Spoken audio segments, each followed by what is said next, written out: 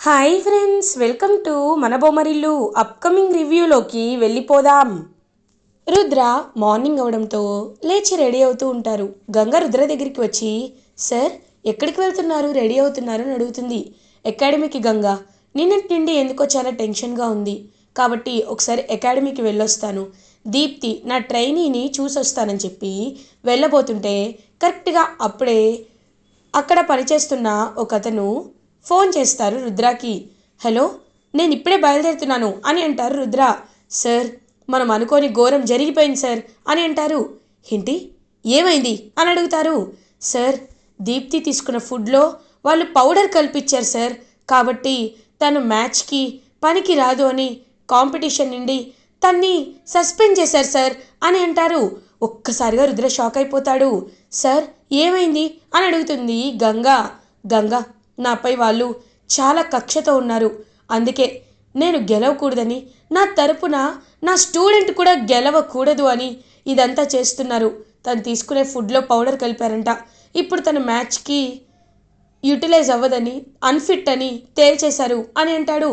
ఇప్పుడు ఏం చేద్దాం సార్ అని అడుగుతుంది గంగా. గంగా, ఇంకొక 2 గంటల్లో మ్యాచ్ ఉంది, ఆడకపోతే ఈ ఛాన్స్ మళ్ళీ మళ్ళీ రాదు. నువ్వు తప్ప నాకే దారి కనిపించట్లేదు అని అంటారు రుద్ర.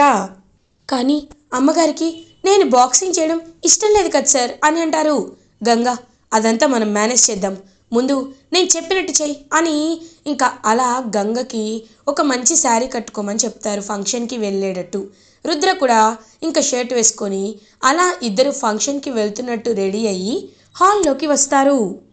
పెద్దమ్మ అని రుద్ర గంగ ఇద్దరు శకుంతల ముందు నించుంటారు. ఏమైంది, ఇలా రెడీ అయ్యారేంటి అని అడుగుతారు. వీరు ఇషిక అదంతా చూస్తూ ఉంటారు.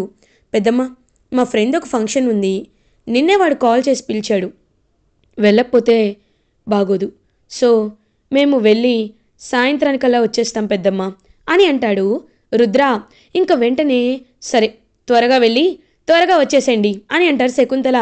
ఇంక గంగా రుద్ర ఇద్దరు కార్లో బాక్సింగ్ అకాడమీకి బయలుదేరుతారు.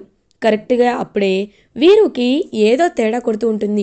లేదే, వాళ్ళది క్యారెక్టర్ కాదే, ఏదో జరుగుతుంది, అదేంటో నేను ఖచ్చితంగా తెలుసుకోవాలి అని ఆలోచిస్తుంటే ఇషిక కూడా వీరు దగ్గరికి వస్తుంది. బ్రో, ఏమైంది అలా ఉన్నావు అని అడుగుతుంది. లేదు ఇషిక, సడన్గా ఫంక్షన్కి వెళ్ళడం ఏంటి, ఇప్పుడు పెళ్ళిళ్ళ సీజన్ కూడా కాదు కదా, ఇంకో 10 రోజుల వరకు ముహూర్తాలు లేవని కూడా చెప్పారు.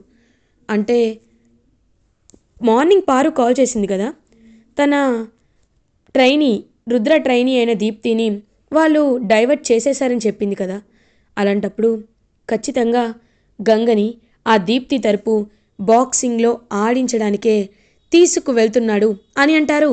ఒక్కసారిగా షాక్లో ఉండిపోతుంది. వెంటనే శిఖ, బ్రో ఇంకేం చూస్తున్నావు బ్రో, పద ఈ విషయాన్ని అత్తయ్య గారితో చెప్దామని చెప్పి ఇంక వెంటనే అలా శకుంతల దగ్గరికి పరిగెత్తుకుంటూ వస్తారు వీరు అండ్ ఇషిక. ఏంటి, నా మాటని కాదని, నా మాటని మీరి వాళ్ళు వాళ్ళు బాక్సింగ్ చేయడానికి వెళ్ళారా అని అడుగుతారు. అవునత్తయ్య గారు, కావాలంటే మీరు నాతో రండి, మేం నిరూపిస్తామని చెప్పి ఇంకా అలా బయలుదేరేసరికి వెంటనే అక్కడికి కారులో బయలుదేరుతారు శకుంతల, వీరు, ఇషిక. ముందు కారులో గంగా అండ్ రుద్ర వెళ్తూ ఉంటారు. సార్, మనం ఈజీగానే తప్పించుకున్నాం సార్, కానీ ఎందుకో భయంగా ఉంది సార్ అని అంటుంది. గంగా, నువ్వేం భయపడద్దు, నాకు కాస్త టెన్షన్గానే ఉంది, ఏం పర్లేదులే, మనం చూసుకుందాం అని ఇంకా ఇద్దరు వెళ్తూ ఉంటారు. కరెక్ట్గా అదే టైంలో వెనకాల ఒక కార్ అనేది ఫాలో అవుతున్నట్టు కనబడుతుంది. ఆ కార్ని చూసి ఒక్కసారిగా షాక్ అయిపోతారు గంగా అండ్ రుద్ర. సార్, ఆ కారు వీరు కార్ సార్ అని అంటారు. ఒక్కసారిగా షాక్ అయిపోతారు. ఏంటి, వీరు కారా అంటే వీరు మనం ఇలా వెళ్తున్నామని తెలుసుకొని పెద్దమ్మకి మ్యాటర్ లీక్ చేసినట్టున్నాడు, వెంటనే మనం వీరుని డైవర్ట్ చేయాలి అని కార్ని సైడ్ టర్న్ ఇచ్చేస్తారు రుద్ర. ఇంక వెంటనే వీరు వాళ్ళు కూడా అటువైపుగా వెళ్తారు. వెళ్ళి చూసేసరికి గంగా రుద్ర ఇద్దరు నిజంగా ఫంక్షన్కే వెళ్తూ ఉంటారు. అదంతా చూసి షాక్ అయిపోతాడు వీరు. ఇంకా శకుంతల, ఏంటి వీరు ఇది, వాళ్ళిద్దరూ ఫంక్షన్కే కదా వచ్చారు అని అంటారు. అది కాదత్తయ్య గారు, నేను వాళ్ళ మాటలు విన్నాను అని అంటారు. ఎందుకు వీరు, నువ్వేదో వినుంటావు, ఏదో అనుకున్నావు, ఛ, ఎంత టైం వేస్ట్ అయింది, ఇప్పుడు మనం వాళ్ళని ఇలా అనుమానించామని తెలిస్తే వాళ్ళు ఎంత బాధపడతారు, పదండి వెళ్ళిపోదాం అని అక్కడి నుండి శకుంతల వెళ్ళిపోతుంది. ఇంకలా రుద్ర గంగ ఇద్దరూ ఒకరి మొహం ఒకరు చూసుకొని చాలా గర్వంగా వీరు వైపు చూస్తూ ఉంటారు. వీరు మాత్రం గంగ వైపు చూస్తూ అక్కడి నుండి వెళ్ళిపోతాడు. ఇంకలా గంగ రుద్ర, సార్ ఇక్కడ నిజంగా ఫంక్షన్ జరుగుతుందా సార్ అని అంటుంది. అవును గంగ, నాకు 2 days బ్యాకే కార్డ్ వచ్చింది, కానీ నేనే ఇగ్నోర్ చేశాను. బట్ ఇది ఇప్పుడు మనకి ఇలా సేవ్ చేస్తుందని అస్సలు అనుకోలేదు గంగా అని అంటారు. చూసారా సార్, దేవుడు ఎప్పుడైనా మంచి వాళ్ళకి మంచి చేస్తారు. రండి సార్ వెళ్దామని చెప్పి ఇంకా హ్యాపీగా బాక్సింగ్ అకాడమీకి బయలుదేరుతారు గంగా అండ్ రుద్ర. ఇంకా అలా గంగా రుద్ర తరపున దీప్తి తరపున బాక్సింగ్ రింగ్లోకి దిగుతుంది. అలా తన ఆపోజిట్ కాంపిటీటర్ని ఓడించడానికి సిద్ధమవుతుంది గంగా రుద్రప్రతాప్.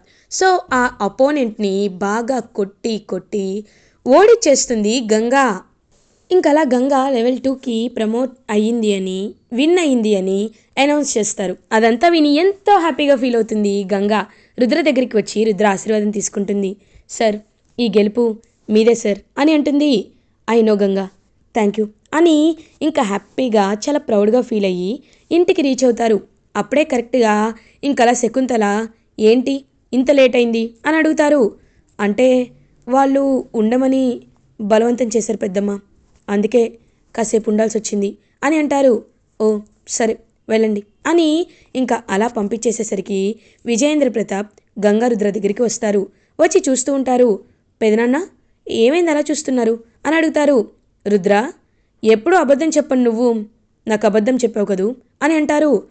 పెదనాన్న, మీరు దేని గురించి మాట్లాడుతున్నారు అని అడుగుతారు. రుద్ర, నటించొద్దు, నువ్వు గంగని బాక్సింగ్కే తీసుకువెళ్ళావని నాకు తెలుసు అని అంటారు. అంటే పెదనాన్న అది అని అంటాడు. రుద్ర, నువ్వెవ్వరికి సంజాయిషి ఇవ్వాల్సిన అవసరం లేదు. ఎందుకంటే నాకు తెలుసు కదా, నేను ఎప్పుడు గంగకి సపోర్ట్ చేస్తూనే ఉంటాను. గంగ బాక్సింగ్ ఛాంపియన్ అయ్యేంత వరకు నువ్వు గంగకి సపోర్ట్ చేస్తూనే ఉండు, సరేనా అని అంటారు. థ్యాంక్ యూ పెదనాన్న, మీరు నన్ను ఇంతలా సపోర్ట్ చేయడం వల్లే నేను ఇంతటి వాడిని అయ్యాను. థ్యాంక్ యూ సో మచ్ అని ఎంతో హ్యాపీగా ఫీల్ అవుతాడు రుద్ర. ఇది ఇలా ఉండగా మార్నింగ్ అవుతుంది.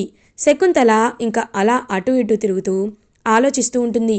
అదే టైంకి వీరు, బ్రో ఇప్పుడు మనం ఏం చేయగలం బ్రో, అయినా వాళ్ళు కావాలనే ఇదంతా చేశారు కదా అని అంటారు. వాళ్ళు కావాలని చేస్తే మనం వాళ్ళకి కరిగిపోతామా?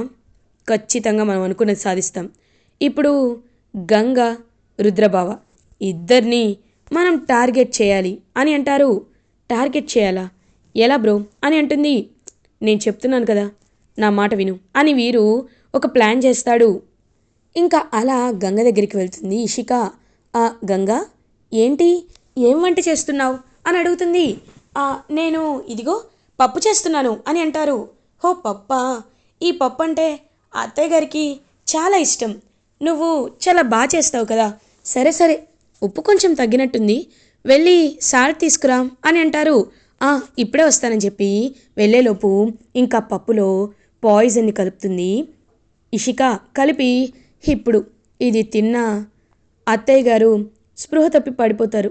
అప్పుడు బాడీలో పాయిజన్ ఇంజెక్ట్ అయ్యింది అని తెలుసుకుంటారు. దీనంతటికీ కారణం అదిగో అక్కడ ఉన్న ఆ గంగానే అని అందరూ గంగని అపార్థం చేసుకుంటారు. ఎందుకంటే మొన్న వీరుపై నిందలు వేసింది, ఇప్పుడు నన్ను కూడా చంపాలనుకుంటుంది అని అత్తయ్య గారు ఖచ్చితంగా గంగని బయటికి గెంటేస్తారు. గంగి ఇంట్లోండి వెళ్ళిపోతేనే అందరికీ ప్రశాంతంగా ఉంటుంది.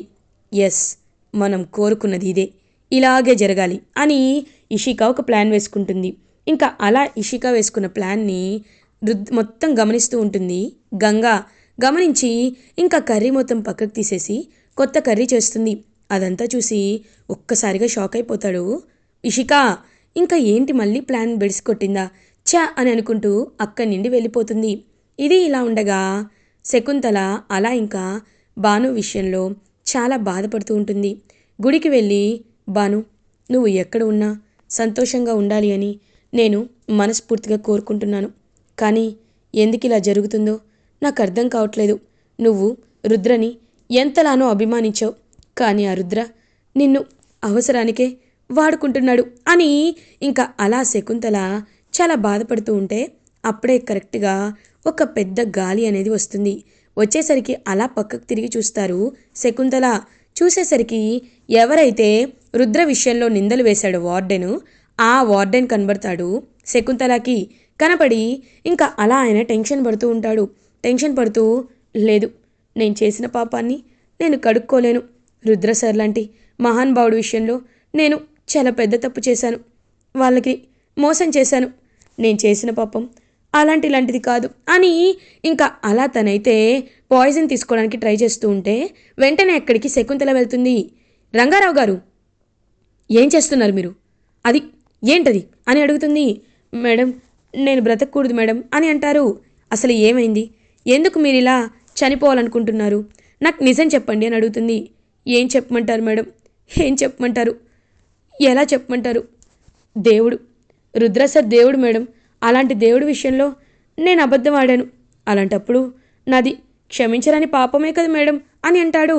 ఏం అబద్ధం ఆడావు అని అడుగుతారు. అంటే అది అని అనేలోపు, చూడండి రంగారావు గారు, మీరు నాకు నిజం చెప్పొచ్చు, ధైర్యంగా చెప్పొచ్చు.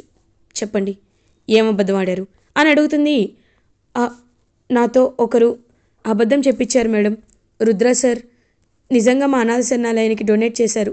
భానుగారి ఆశయాల్ని తీరుస్తూ వచ్చారు. కానీ నన్ను ఒకరు కిడ్నాప్ చేసి చంపేస్తామని బెదిరించడం వల్లే నేను కాదు అని ఒప్పుకున్నాను మేడం అని అంటారు. ఒక్కసారిగా షాక్ అయిపోతుంది వెంటనే శకుంతల. అంటే రుద్ర ఎలాంటి తప్పు చేయలేదు, ఎవరో రుద్రాని కావాలనే టార్గెట్ చేస్తున్నారా అని ఇంకా ఒక్కసారిగా రుద్రపాపం మంచితనాన్ని తెలుసుకుంటుంది శకుంతల. ఇంకా అలా శకుంతల చాలా పశ్చాత్తాపంగా ఇంటికి వస్తుంది. ఇంటికి వచ్చి రుద్ర వైపు చూస్తూ ఉంటుంది. రుద్ర ఏమో, పెద్దమ్మ ఏమైంది అలా ఉన్నారు అని అడుగుతారు. ఇంకా వెంటనే అలా చూస్తూ అక్కడి నుండి తలపై చేవేసి వెళ్ళిపోతుంది. రుద్ర, నువ్వు మొన్న ఏమడిగావు? బాక్సింగ్ కాంపిటీషన్కి తన్ని పంపించమని అడిగావు కదా. సరే, నేను పంపిస్తాను. బాక్సింగ్లో గంగ పోటీ చేసేలా నేను ఒప్పుకుంటున్నాను అని అంటారు. ఒక్కసారిగా ఇంకా ఎంతో అంటే ఎంతో హ్యాపీగా ఫీల్ అవుతాడు రుద్ర. పెద్దమ్మ, మీరు నిజం చెప్తున్నారా అని అడుగుతారు. అవును, నీకు మాటిస్తున్నాను, గంగ ఖచ్చితంగా బాక్సింగ్ కాంపిటీషన్కి వెళ్తుంది, సరేనా అని అంటారు. థ్యాంక్ యూ పెద్దమ్మ, థ్యాంక్ యూ సో మచ్ అని ఎంతో హ్యాపీగా ఫీల్ అవుతాడు రుద్ర. ఇది ఇలా ఉండగా మార్నింగ్ అవుతుంది. రుద్ర అలా ఇంకా జాగింగ్ చేసి ఇంటికి వచ్చేసరికి రుద్ర కోసం తనే స్వయంగా స్పెషల్గా టిఫిన్ చేసి పెడతారు శకుంతల. అది చూసి రుద్రకి చాలా హ్యాపీగా అనిపిస్తుంది. రుద్ర, నీకు పెసరట్టు ఉప్మా అంటే ఇష్టం కదా, అందుకే ఇది వంట చేశాను, తిను అని ఇంకా అలా రుద్ర దగ్గరికి వచ్చి తలపై చేవేసి నిమురుతూ ఉంటే పెద్దమ్మలో ఇంత ఇంతటి హ్యాపీనెస్ని చూసి చాలా రోజులైంది. పెద్దమ్మ నాపై చూపిస్తున్న ఈ అభిమానాన్ని చూస్తుంటే నాకు ఎంతో సంతోషంగా ఉంది అని పాపం చాలా అంటే చాలా హ్యాపీగా ఫీల్ అవుతాడు. అలా రుద్ర అదంతా చూస్తూ గంగ కూడా ఎంతో హ్యాపీగా ఫీల్ అవుతుంది. సార్, నిజంగా మీరు కోరుకున్నది ఇదే కదా అని అంటుంది. అవును గంగ, నేను కోరుకున్నది ఇదే.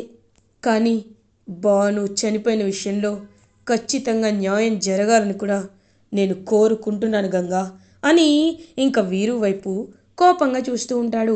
అప్పుడే కరెక్ట్గా, సార్, ఎప్పుడైనా నిద్రపోతున్న వాళ్ళని మనం లేపచ్చు, కానీ నిద్రపోతున్నట్టు నటించే వాళ్ళని మనం లేపలేము. అలా ఎంత తెలివైన వాడు కాబట్టే అతని గురించి మనం తక్కువ అంచనా వేస్తున్నాం. ఖచ్చితంగా అతని రెడ్ హ్యాండెడ్గా మనమే పట్టుకునేలా చేయాలి సార్ అని అంటారు. ఎలా ఎలా అది జరుగుతుంది అని అంటారు. మనమే అతన్ని ట్రాప్ చేద్దాం సార్, ఖచ్చితంగా వీరుని ట్రాప్ చేస్తే వీరు మన వలకి చిక్కుతాడు అని అంటారు. కానీ ఎలా గంగా అని అంటారు. తను ఉమెన్ ట్రాఫికింగ్ చేస్తున్నాడు కదా, ఆ ఉమెన్ ట్రాఫికింగ్లో భాగంగా ఇంకా అలా గంగారుద్ర ఇద్దరు కొంతమంది రౌడీల దగ్గరికి వెళ్ళి వాళ్ళని బాగా కొట్టి వీరుని రప్పించాలి అని ప్రయత్నిస్తూ, వీరుదేవ్ అన్న, ఇక్కడ ఒక అమ్మాయి దొరికిందన్న, మీరు దొరికితే చెప్పమన్నారు కదా, అందుకే ఫోన్ చేశామని చెప్పారు రౌడీలు అంటారు. అవునా, సరే వస్తున్నానని చెప్పి ఇంకా అలా వెంటనే బయలుదేరుతాడు వీరు. వీరు అమ్మాయిల కోసం వస్తున్నాడని, హ్యూమన్ ట్రాఫికింగ్ కోసం వస్తున్నాడు అని ఇంకా రెడ్ హ్యాండెడ్గా పట్టుకోవాలని ఎదురు చూస్తూ ఉంటారు. అలా వీరు రాగానే ఇంకా వీరుని తన మాస్క్ వేసుకొని ఫుల్గా కొడతాడు రుద్ర. వీరుకి ఎవరు కొడుతున్నారో అర్థం కాదు. ఇదేంటి, నన్ను ఎవరు కొడుతున్నారు, ఏం జరుగుతుంది నాకని చెప్పి చాలా అంటే చాలా ఇరిటేటింగ్గా ఫీల్ అయిపోతూ ఉంటాడు. కానీ ఏం జరుగుతుందో అసలు ఏమీ తెలీదు. ఎవరు నన్ను కొడుతున్నారు, ఏం జరుగుతుంది అని చెప్పి ఇంకా అలా చూస్తూ ఉంటాడు వీరు. వీరుని కొట్టినందుకు చాలా హ్యాపీగా ఫీల్ అవుతారు రుద్ర అండ్ గంగా. ఇలా ఎపిసోడ్ ఎండ్ అవుతుంది. ఫర్దర్ ఎపిసోడ్ రివ్యూస్ ముందుగా మీకు కావాలి అనుకుంటే మా ఛానల్ని సబ్స్క్రైబ్ చేసుకోండి. Thanks for watching.